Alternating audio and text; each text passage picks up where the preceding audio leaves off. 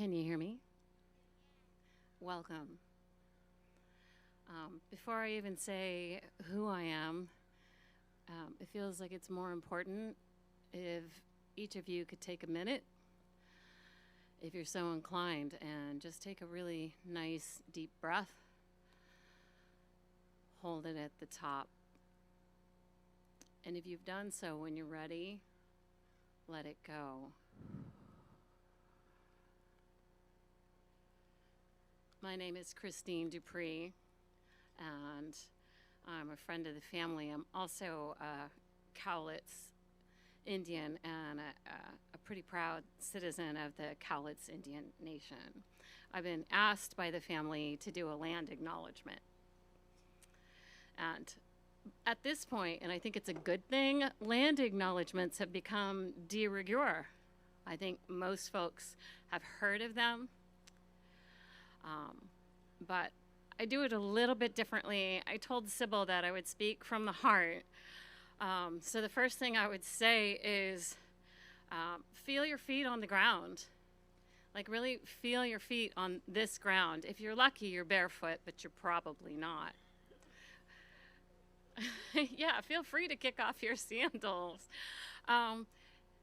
This ground, just noticing it. And it begs the question, is this the ground where you're from? It may very well be the ground or the city or the state where you identify as being from.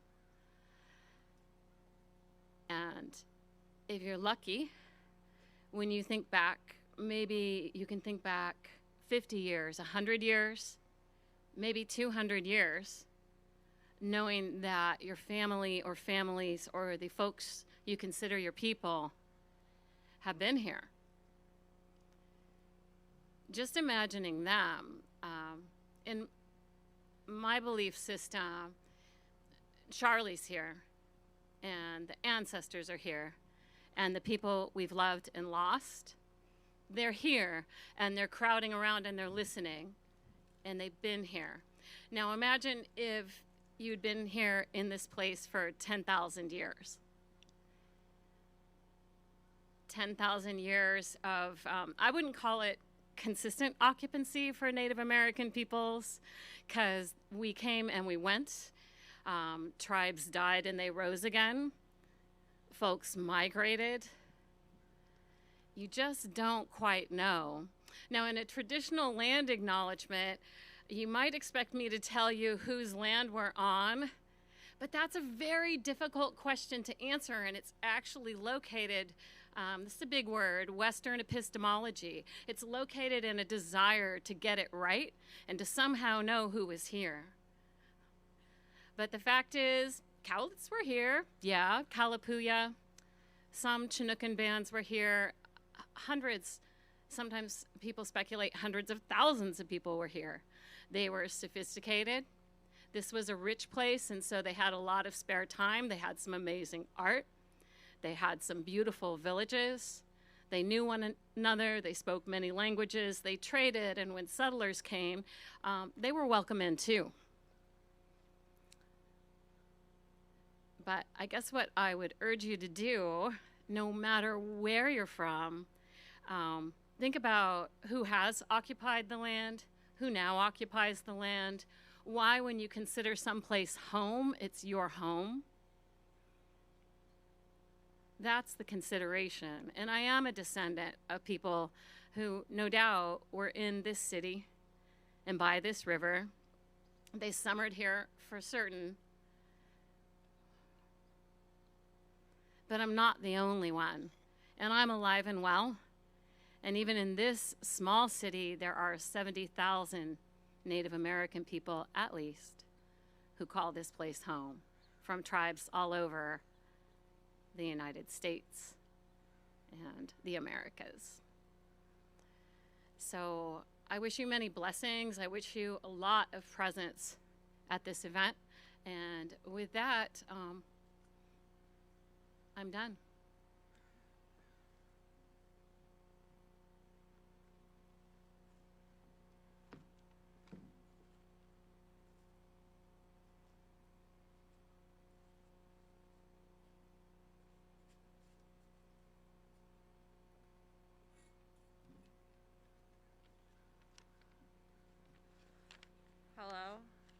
My name is Serena, and I use she, her pronouns. I knew Charlie through the Cottonwood School and also through St. Mary's. I've been thinking about what I want to say for a while, and I finally decided to share some stories and reflections I have about my time with Charlie.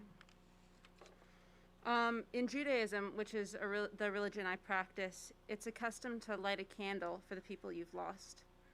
There's a special candle called the Yahrzeit candle. It's made specifically to light on the anniversary of a loved one's death. It burns for 24 hours, the whole day you're mourning.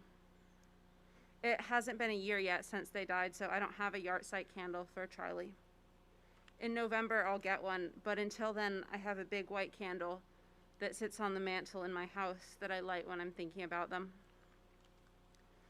I met Charlie in 4th grade, but we didn't really talk until 5th grade. We both joined the same Oregon Battle of the Books team at our school, and were forced to interact during practices and battles with other teams. Charlie was the best on our team. They were fiercely competitive and had a good memory for the details of a story. Charlie and I both read The Lightning Thief that year, and it quickly became one of our favorite books.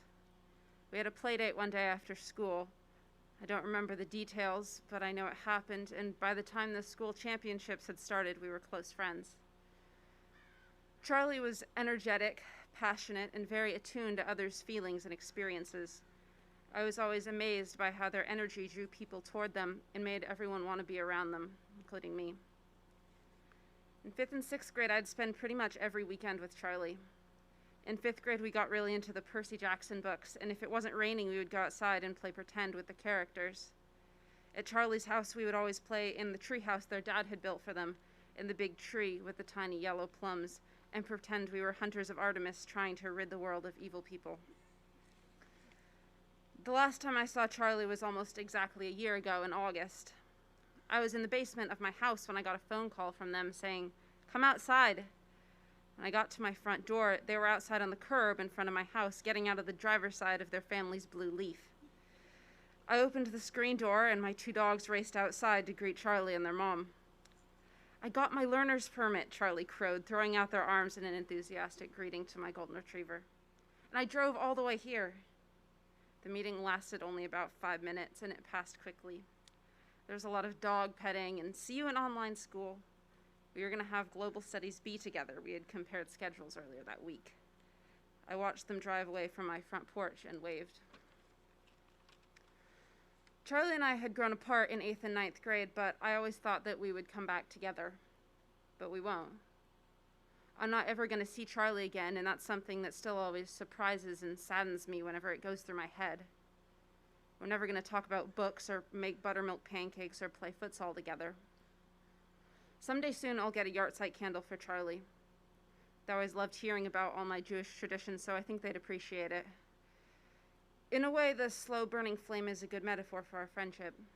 It lit quickly, suddenly, and burned bright at first. Towards the end, it dimmed, started to get more distant, but it was always there, until all of a sudden it went out.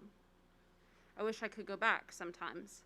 I wish I could go back to the moments I had with them, relive them to try and remember better, to savor the time I had when I thought I would always have more.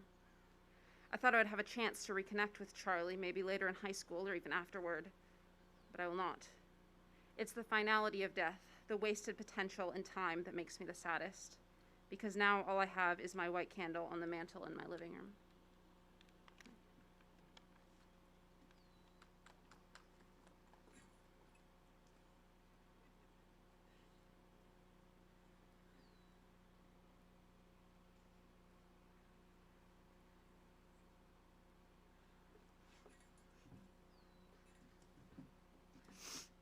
Hello, everyone. We're from the book club we had with Charlie and all of our moms. We have our board thing in the back of pictures and quotes and stuff, but we've been in a book club since I think 2nd grade, so it's been a really long time now. But yeah, we formed our book club a really long time ago because we all went to school together, and then it kind of just stuck for a very, very long time.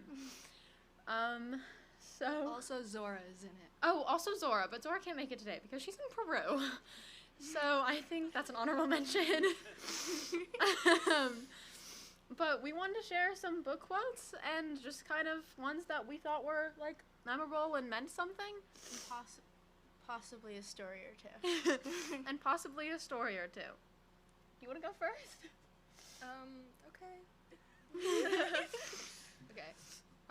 This is from the 100 Years of Solitude by Gabriel Garcia Marquez. It's enough for me to be sure that you and I exist at this moment. Mine is from The Higher Power of Lucky, which we also read a very long time ago, and literally a children's book. But I think this was in like 3rd grade. But it's because sometimes Lucky wanted to change everything, all the bad things that had happened, and sometimes she would want everything to stay the same forever.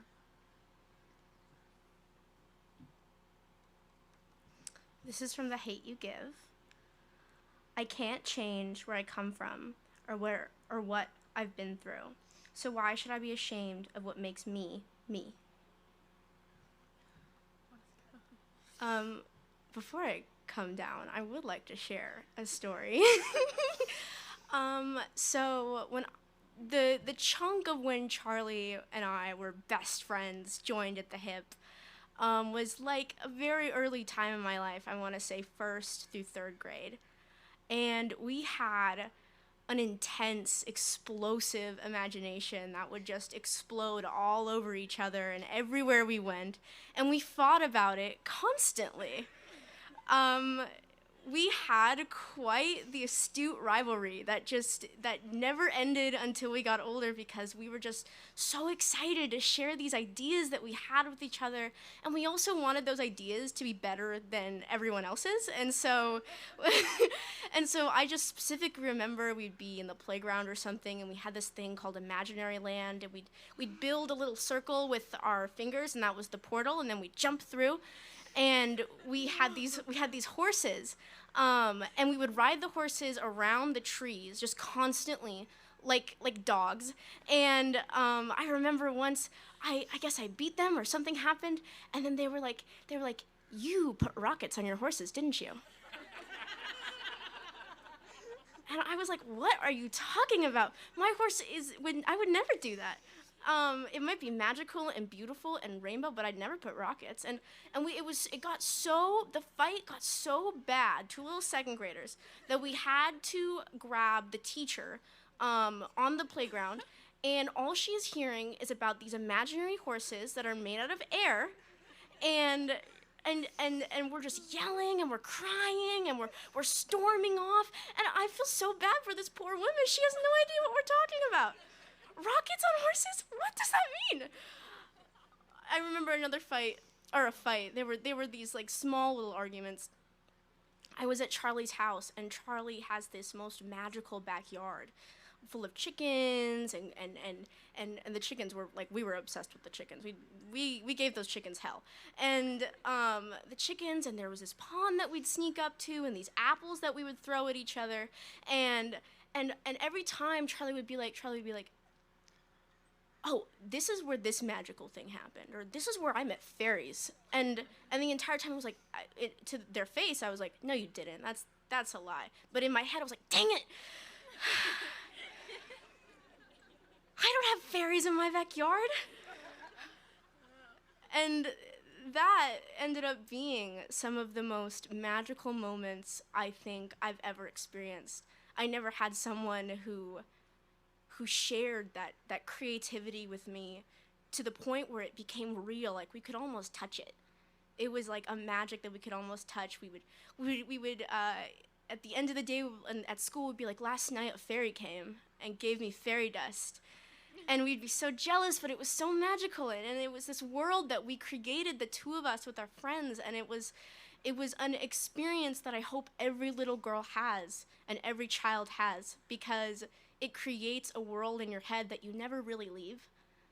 And for me, Charlie is always in that world. And they always will be.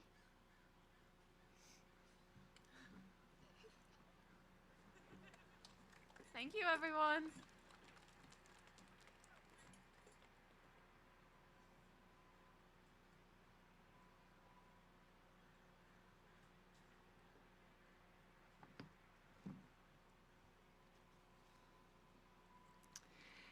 Hi, my name is Laura Kelly. My pronouns are she, her, and I'm one of Charlie's cousins.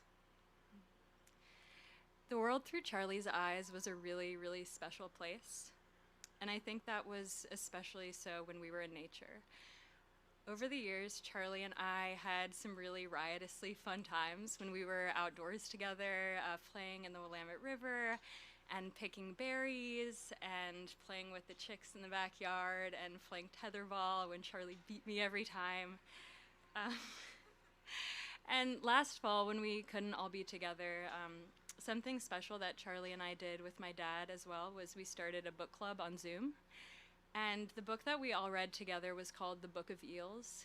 And it's a really beautiful book about eels, but also about the sort of vast unknowability of the deep sea and nature more broadly. And it was just really special to share with Charlie because curiosity was just so sparked by it. And just their sense of wonder with the world was a really beautiful and special thing to see that felt very Charlie. And so today I'm going to read a couple of passages from another book about eels. It's called Under the Sea Wind by Rachel Carson. And while I'm reading, obviously you can feel free to listen closely to every word. It's really beautiful writing, but I'd also like to invite you, if this would feel good and healing to you, to also kind of let your thoughts wander and reflect on some special times that you had with Charlie in nature or outdoors.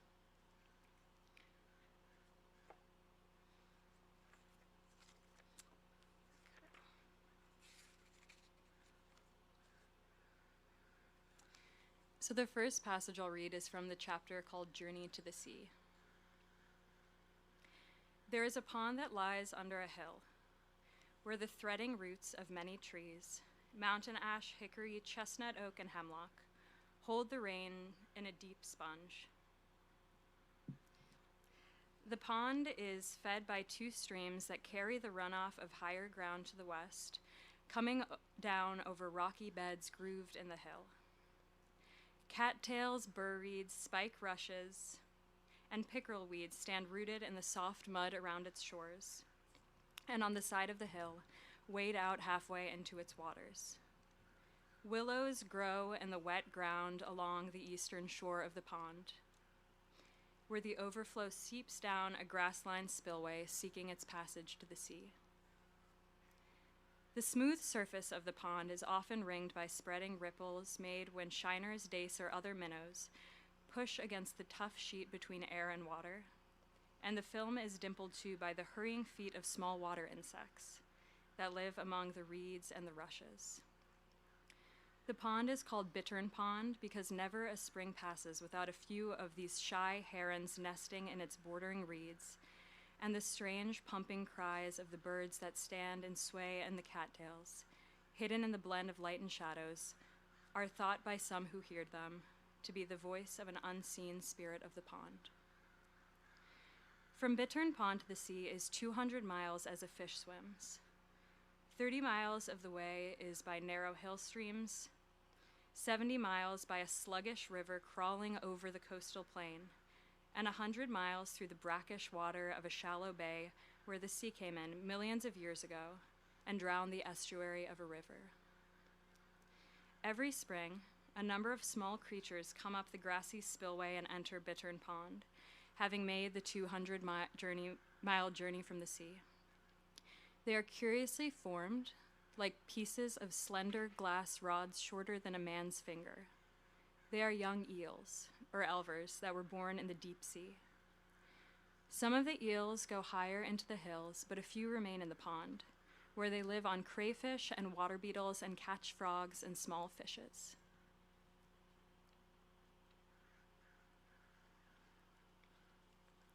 And this next passage is from the chapter Return. In the moon's light, the young eel saw the water fill with many fish, large and full-bellied and silvery of scale. The fish were returned from their feeding grounds in the sea, waiting for the ice to come out of the bay that they might ascend its rivers. As the moons waned and the surge of the tides grew less, the eels pressed forward toward the mouth of the bay. Soon a night would come, after most of the snow had melted and run as water to the sea. Where the moon's light and the tide's press would be feeble and a warm rain would fall, mist-laden and bittersweet with the scent of opening buds. Then the baby eels would pour into the bay and traveling up its shores would find its rivers. Some would linger in the river estuaries, brackish with the taste of the sea. They would move swiftly and by night as their mothers had come down the rivers. Their columns, miles in length, would wind up along the shallows of river and stream, each elver pressing close to the tail of the next before it, the whole like a serpent of monstrous length. No hardship and no obstacle would deter them.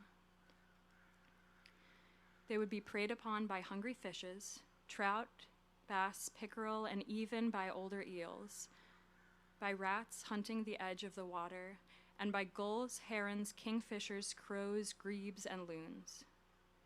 They would swarm up waterfalls and clamber over moss-grown rocks wet with spray. They would squirm up the spillways of dams. Some would go on for hundreds of miles, creatures of the deep sea spreading all over the land where the sea itself had lain many times before. And as the eels lay offshore in the March Sea, waiting for the time when they should enter the waters of the land, the sea too lay restless, awaiting the time when once more it should encroach upon the coastal plain and creep up the sides of the foothills and lap at the bases of the mountain ranges. As the waiting of the eels off the mouth of the bay was only an interlude in a life filled with constant change, so the relation of sea and coast and mountain ranges was that of just a moment in geologic time. For once more, the mountains would be worn away by the endless erosion of water and carried in silt to the sea. And once more, all the coast would be water again, and the places of its cities and towns would belong to the sea. Thank you.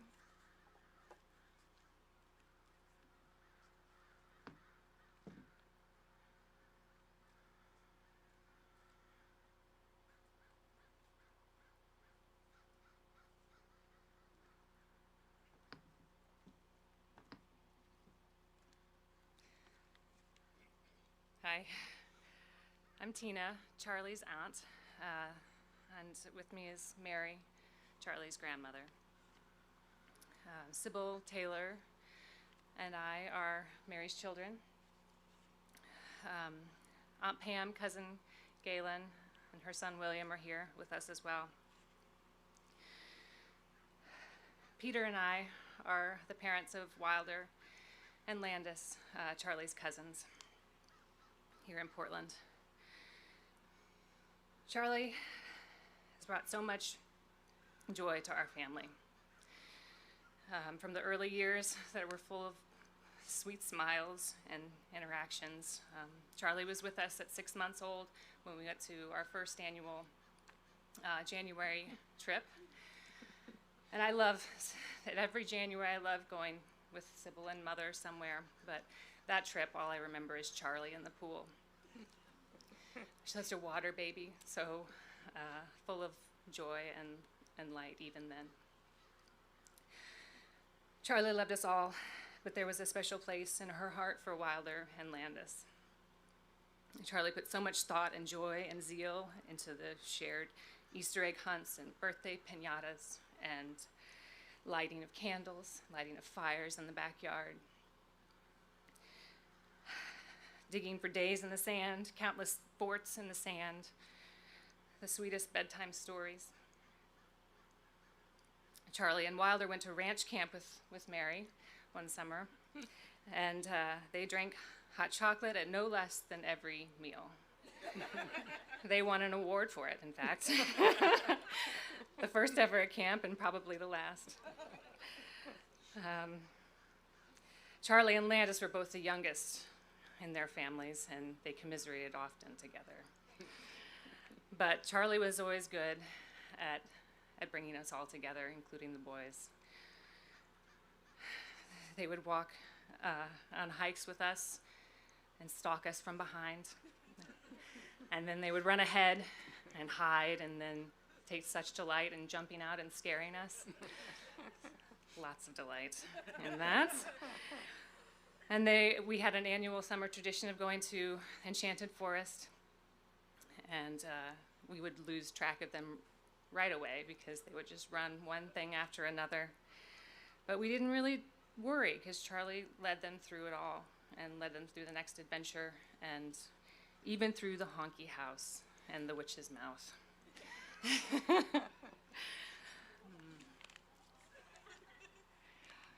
Living in Missouri meant that Uncle Taylor and Galen and her cousins, William and Anderson, didn't really get to spend much time with Charlie. But when we did have time with her, only happy memories resulted.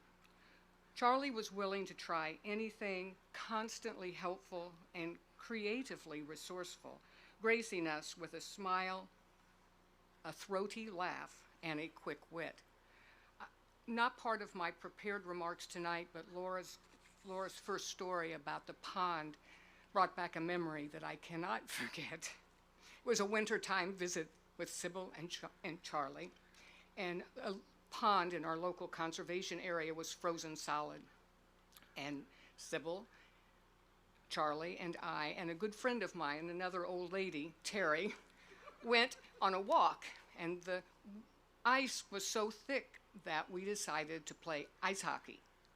Now, I think you all know that Charlie is very competitive. But the other thing you might not know is Terry is equally as competitive. And so actually, although Sybil and I both played ice hockey, we didn't need to be there because the two of them had a battle royale, and in the end, Charlie won, but Terry was insistent that Charlie come back and have another battle that she would win. So thank you, Laura, for that memory. The summer, Charlie turned 14 and visited Missouri with Sybil. They helped me construct a wildflower garden in my backyard. A wildflower garden that contained a rock border. Now, Charlie took special delight in this rock border because Charlie and I would drive down the highway. We would stop when we saw a bunch of rocks on the side from a rock cutting. She would jump out of my pickup truck. She would pick up rocks and throw them into the back of the truck, and then we would sneak off to the next place on the highway where we could steal some more rocks. 14 that summer. Driving, of course, was of keen interest to Charlie. And as I had done with Sybil, Aunt Tina, and Uncle Taylor, I took Charlie to the local graveyard to drive around, practicing her skills of stopping, backing up, accelerating, and occasionally slowing down. I think both stealing rocks and driving without a license delighted Charlie, partly because Charlie liked to be a little bit on the wild side, and she always enjoyed doing something risque. But also, for me, I think that it was special to Charlie because of the family tradition that she got to take part in. Like Mother Sybil, Charlie helped grandparents in the garden, and like her aunt and uncle, and her mother, she was able to take part in a family tradition of driving a car in the driveway. There should have been so many more family traditions for Charlie. Charlie made us a better family, and we're very thankful for that.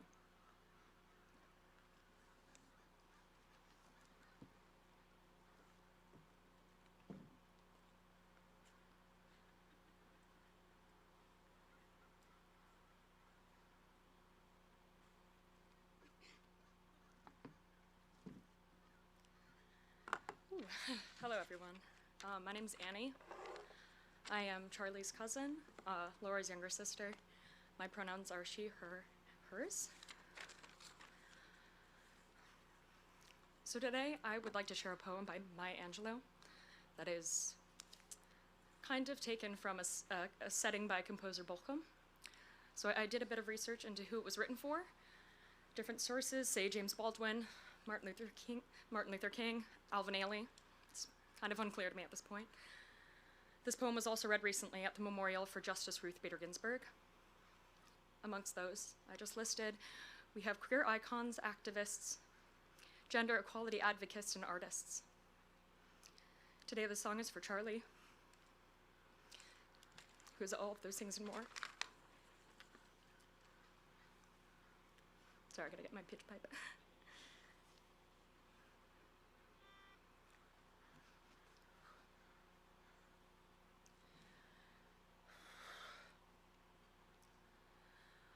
When great trees fall, rocks on distant hills shudder, lions hunker down in tall grasses, and even elephants lumber after safety.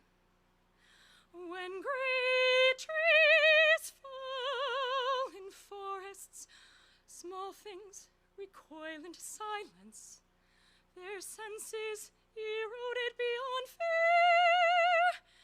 When great souls die, the air around us becomes light, rare, sterile, we breathe briefly, our eyes briefly see with a heartful clarity, our memory suddenly sharpened, examined those unkind words unsaid, promised walks never taken. And when great souls die, after a period, peace blooms slowly and always irregularly. Spaces fill with a kind of soothing, electric vibration. Our senses restored, never to be the same. They whisper to us, they existed. They existed. We can be and be better, for they existed. Thank you.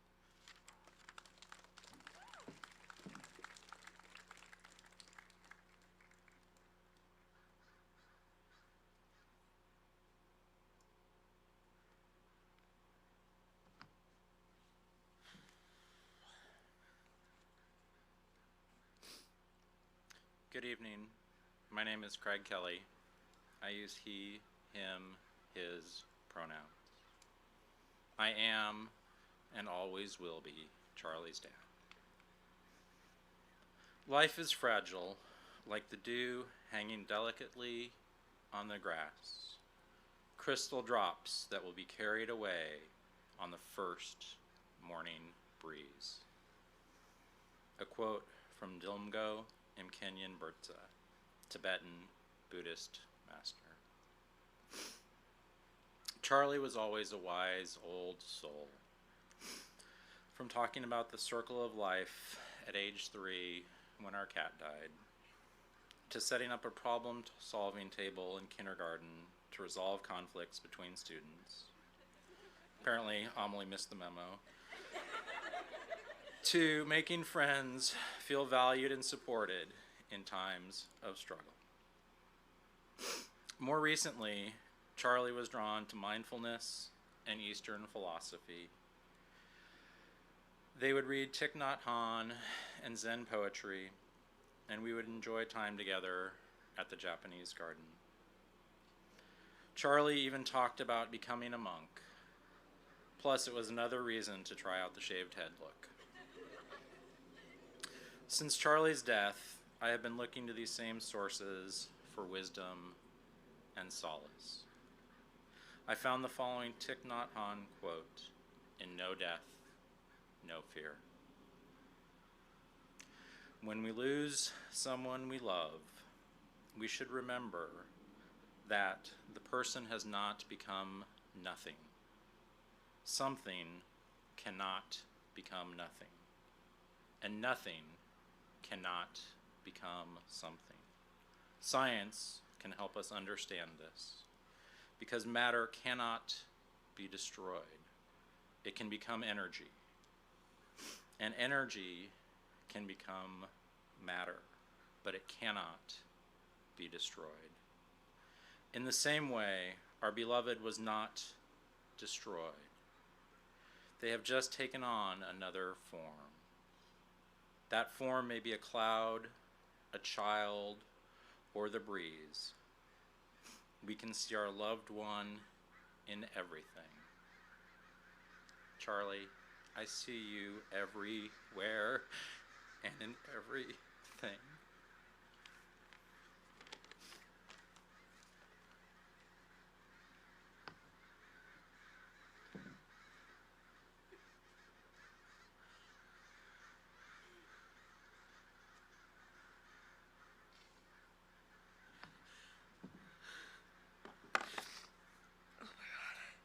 I don't know if I can do this, honestly, but I'm Maura, Charlie's sister, who's she, her pronouns. A few years ago, at a family dinner or something, I casually mentioned a way my ADHD had been affecting me. This could not have been more than 3 or 4 years ago, so Charlie was probably 13 and I was about 16. The response was, and this is a direct quote, "Since when do you have ADHD?" Since I was like 6, Charlie. This isn't new. It was a very funny moment, and I bring it up not only because it is one of my favorite memories that we used to give Charlie shit for, but also because my speech is going to be a little chaotic, which is what my ADHD brain likes. Thank you all for coming to show your love for Charlie. It means a lot. I also want to thank everyone for being willing to wear masks again. I know it isn't what any of us want, especially since the vaccines made it seem like we were coming out on the other side of this dumb fucking virus. And thank you from the bottom of my heart for those who are vaccinated. I really appreciate your commitment to safety and helping keep your communities safe. The pandemic took such a physical and emotional toll on everyone. And I genuinely believe that had COVID been handled better from the beginning, that Charlie would still be here today. The isolation, loneliness, and anxiety that came with COVID were so hard on Charlie. So again, thank you for doing your part. If we don't work together, this shit will just keep going. I'm going to give a quick shout out to dialectical behavioral therapy. Charlie was really dedicated to DBT, and they were trying their best to be willing throughout their treatment. DBT had permeated our family's entire lives by the time quarantine began. We structured our days to help me and Charlie build an antidepressant lifestyle. It felt like we ate, slept, and breathed DBT. The point of this, other than free marketing for DBT, is to say this. Mental illnesses can be deadly, but they don't have to be. Resources are available, but there still need to be more that are accessible for everyone, especially for those of marginalized communities that face systemic oppression and institutional oppression that makes healing even more difficult. Resources like suicide hotlines and all mental health treatment should be universally available. Early treatment and support can be life-saving. Our society's values are so warped by capitalism, emphasizing profitability and productivity over fulfillment, connection, and happiness. Charlie and I both believe that we need to both destigmatize mental illness and dismantle capitalism to promote a safe environment for everyone. Speaking of mental health and memories, one of my other favorite recent Charlie memories is when I got my first tattoo. In November of 2020, a week that happened to be slightly stressful because they took so goddamn long to count the votes in Nevada, I made the perfectly rational choice to do something slightly impulsive. I got a tattoo. It wasn't completely irrational. I'd been thinking about getting a tattoo for a few years. I got a symbol for eating disorder recovery on my ribs. I was on the phone with my mom and Charlie, and I told them I got a tattoo that symbolizes recovery. They proceeded to ask, "Is it the dot with a comma under it?" They were referring to the semicolon tattoo that represents suicide survival, which my mom and I plan to get together. The dot with a comma. I remember the last time I talked to Charlie. I was on Zoom with my dad, and we were planning his visit to Colorado for Thanksgiving. Charlie popped on near the end of the Zoom call, looking cute as always, and started talking about all of the new clothes they wanted. They told me about a pair of cute platform shoes they wanted. After about a minute of talking about how cool the shoes were, they told me why they were asking for them as a gift. The shoes were over $100. They proceeded to hint to me that they wanted me to get them for Christmas. I don't know if you know this, but college students don't tend to have $100 spare lying around. I very gently told them that wasn't going to happen.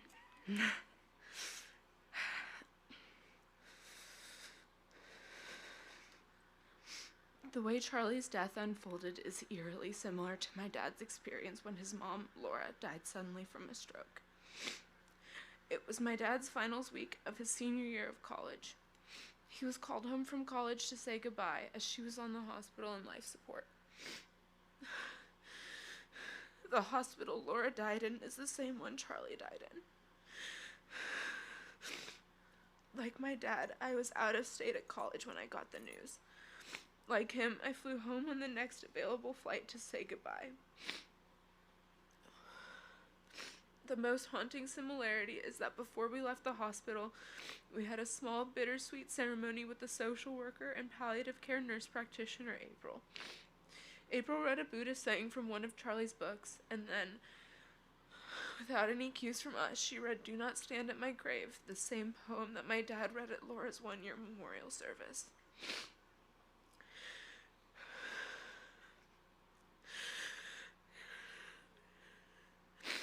Do not stand by my grave and weep. I am not there. I do not sleep. I am the thousand winds that blow. I am the diamond glints in snow. I am the sunlight on ripened grain. I am the gentle autumn rain.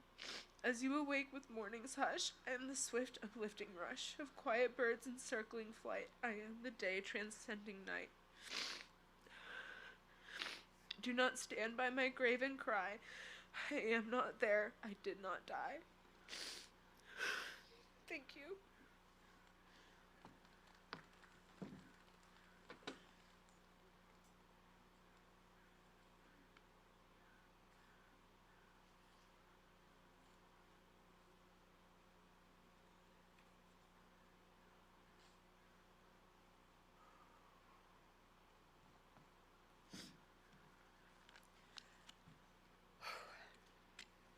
Hello. I know most of you, but in case we haven't met, I'm Sybil, Charlie's mom. I use she, her pronouns. First, I really want to thank all of you for joining us today here at the zoo or remotely on the live stream. I also want to thank everyone who's helped make today beautiful and meaningful, just like Charlie. Before I get started, hopefully all of you have your individual vigil candles in your bags. After my time sharing, Alona is going to share a poem, and then my nephews, Wilder and Landis, are going to start the candle lighting ceremony by lighting their candles from Charlie's flame, and then passing that along to the first person in each row, who can then continue passing it along. We've kept candles burning 24/7 since Charlie died, so this felt like an important ritual to incorporate into their memorial. And then as we start passing along the flame, we're going to play a slideshow of photos throughout the years. I'm going to do my best to get through these words and reflections, but bear with me because I probably will break down at some points. Remembering Charlie, a eulogy and reflection on a beautiful, far too short life. I used to say that the day you stopped learning was the day you died. That was before Charlie died. They were learning all the time, so much so fast. They were always so curious. As a baby and toddler, that meant full-on, full sensory experiential learning, including taste, so everything went into their mouth. By the time Charlie was 5, we had made at least that many calls to the poison control hotline. Charlie seemed to have a natural ability to thrive and excel at just about anything they tried, from soccer and taekwondo to Irish dance, clarinet and ukulele, art projects, sewing and baking, to chemistry and their slime lab. So much slime. They loved to read and developed a powerful voice in their writings. They loved rocks and bugs and snakes, even when simultaneously terrified of them. Charlie loved life. From the earliest days, we knew Charlie was a wise old soul, a super empath. We've said many times that Charlie spent most of their time skipping merrily through life, spreading joy wherever they went. They really did skip merrily through most of their brief life. To prepare for this tribute, I spent some time looking through notes and stories we've written over the years, either to Charlie or as introductions to new teachers. In Notas para Estrellas, a letter to Miss Jimenez, Charlie's 3rd grade Spanish immersion teacher at Rigler, we shared 2 of our favorite stories from when Charlie was just a baby. In their first several months of life, Charlie had tummy troubles pretty much every evening, and nothing seemed to console them. The more Charlie would cry, the more helpless we would feel, trying to provide comfort to this otherwise happy baby. One day, after what felt like an eternity of crying, we walked out onto the back porch to stand under the canopy of our plum tree.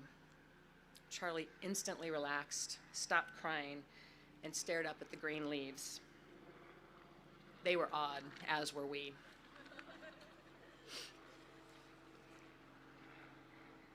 Should we hear my water while the helicopter passes?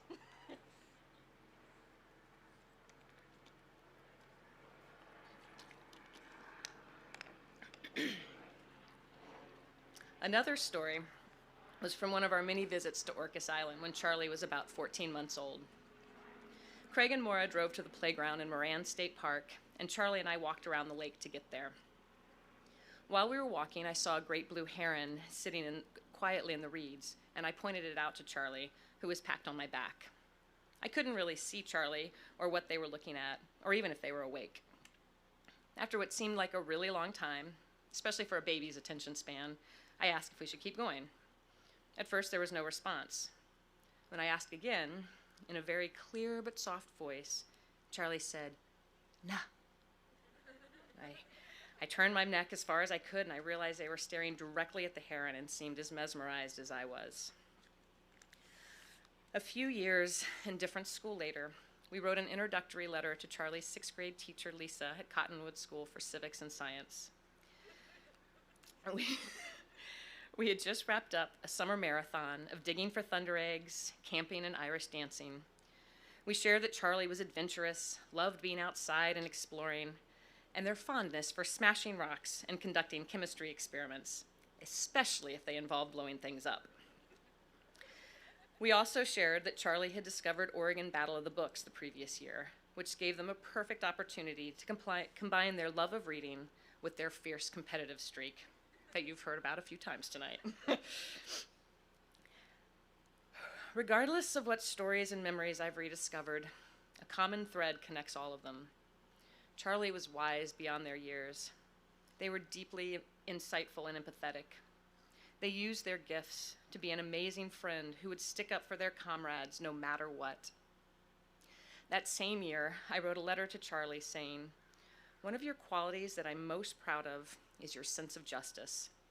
This comes through not only in your school projects, but also with your friends. You're brave enough to stand up for your friends, even when it's hard and uncomfortable. That takes so much courage, and in our current times, it's more important than ever." Charlie used their wisdom and insights in service to their community from an early age. In 2nd grade, they testified at a Portland Public School budget hearing to advocate for continued funding for outdoor school so all students could have that experience in nature. Roughly a year later, they testified in front of the entire school board in English, then Spanish, no, in Spanish, then English, arguing against budget cuts that would eliminate critical social support staff for Wrigler. They were courageous and had a profound sense of justice.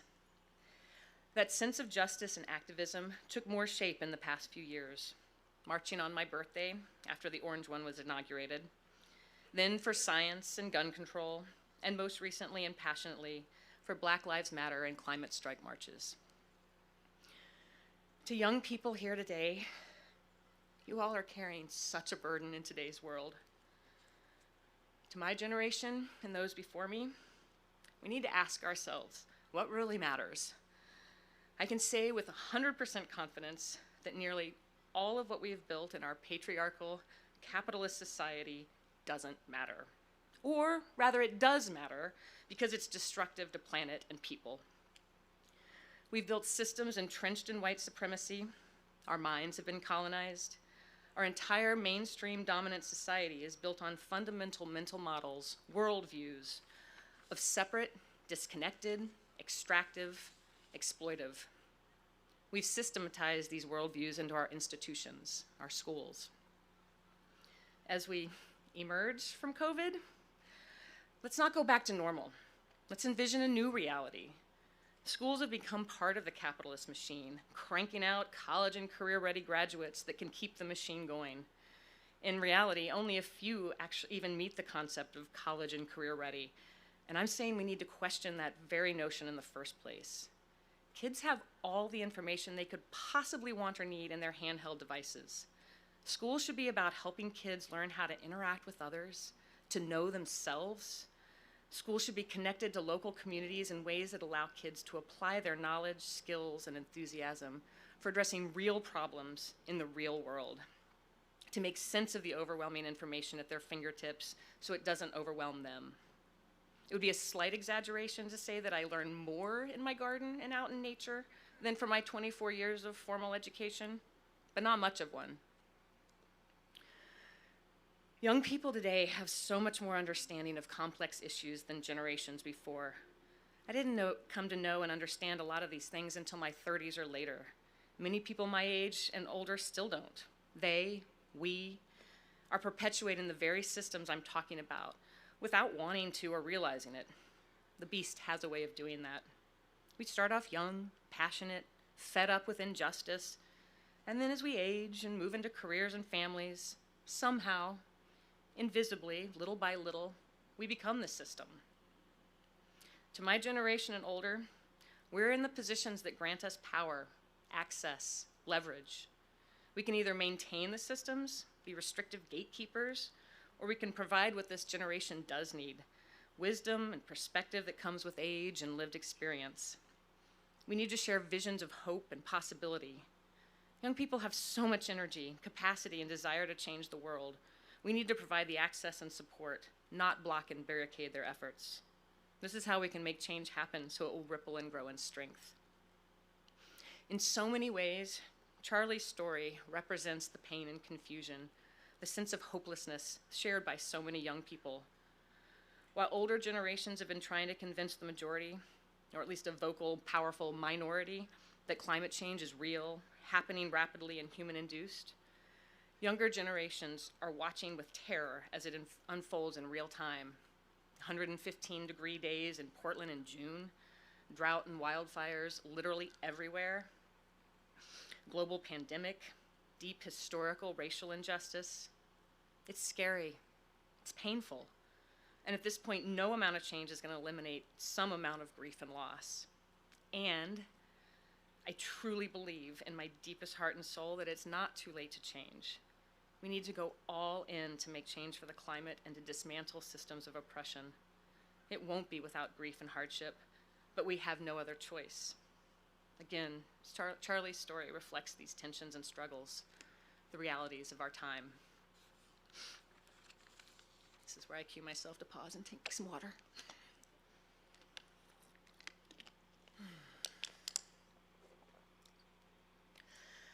Since November, talking about Charlie's death, communicating their suicide, has been fraught with so much emotion. grief, immense sadness, fear.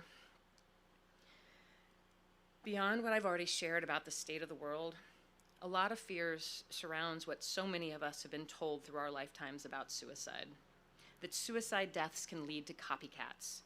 That celebrating a lost loved one's life will somehow glamorize suicide, at least for someone else who might be feeling depressed or isolated.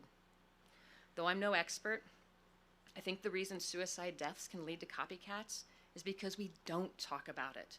We sweep it under the rug, avoid it. Even so, the notion that Charlie's death could somehow lead to other suicides or attempts is terrifying. So let me say this. There is nothing glamorous about suicide. Full stop. We, Charlie's family, their community, are utterly wrecked. There is a void in our heart, our souls, that will never be filled. As so many of you have expressed to us, words fall short in describing the pain and loss we feel. There is nothing glamorous about death by suicide, just pain. After much reflection and second guessing, replaying scenarios, one thing I feel certain in my heart of hearts, my deepest gut, Charlie didn't want to die. They definitely wanted relief from their pain, but they didn't want to die. They loved life too much. As winter unfolded into spring this year, I was reminded of Charlie in every new wonder of nature. Budding flowers, birds, visiting feeders, our doofy dog running along the banks of the Columbia River at Broughton Beach. Charlie marveled at the wonders and beauty of life. They were getting better. They were so committed to getting better. Alas, their vulnerabilities were high. Perhaps those vulnerabilities pushed their impulsivity too far when they felt that final wave of distress and dysregulation. But I truly believe they didn't want to die. They wanted relief from their pain, and in a moment of extreme distress, their mental illness led them to an extremely maladaptive, ineffective way of getting relief. The result, final. No redo. The tragic irony is that for others, Charlie would have wanted you to make a different decision. They would have wanted you to ride that wave of your pain and use lots of DBT skills. I'm calling out DBT again. And they would have been your biggest cheerleader as you did. Alas, Charlie is gone forever. Perhaps there will be some future reconnection in an afterlife. I believe more that their spirit, their essence, their energy will flow among us, stronger or weaker at different times. I hope we all sense their presence today. But in our physical, earthly existence, they're gone. No driver's license, no high school graduation, no future artistic endeavors, no more anything. No one should have to endure a loss like the loss of our Charlie.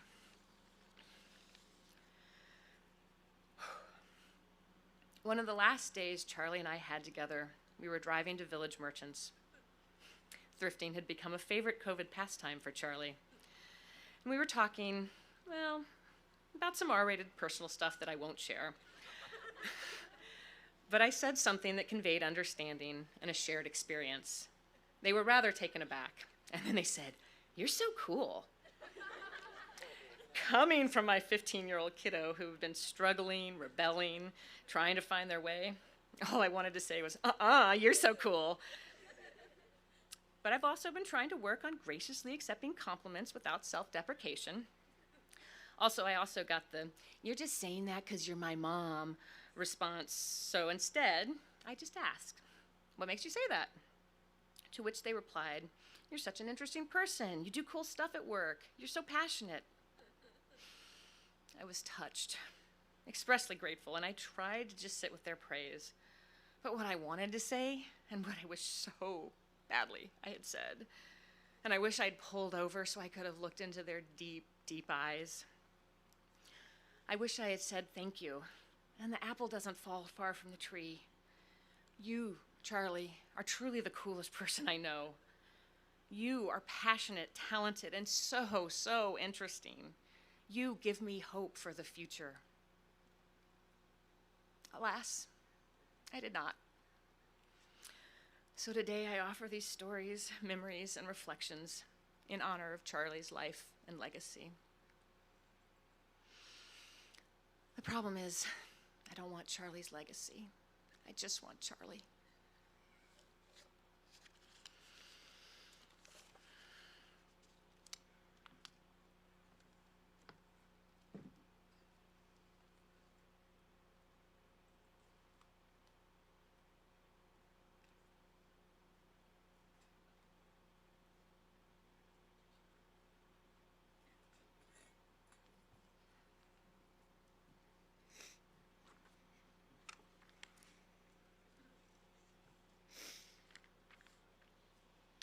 Hi, everybody. It's an honor to be here and share all of your love for Charlie.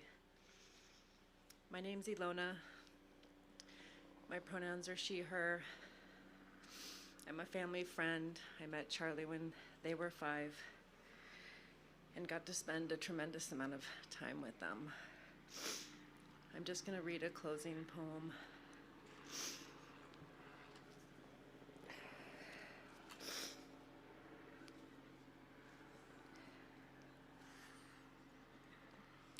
This is in Blackwater Woods by Mary Oliver.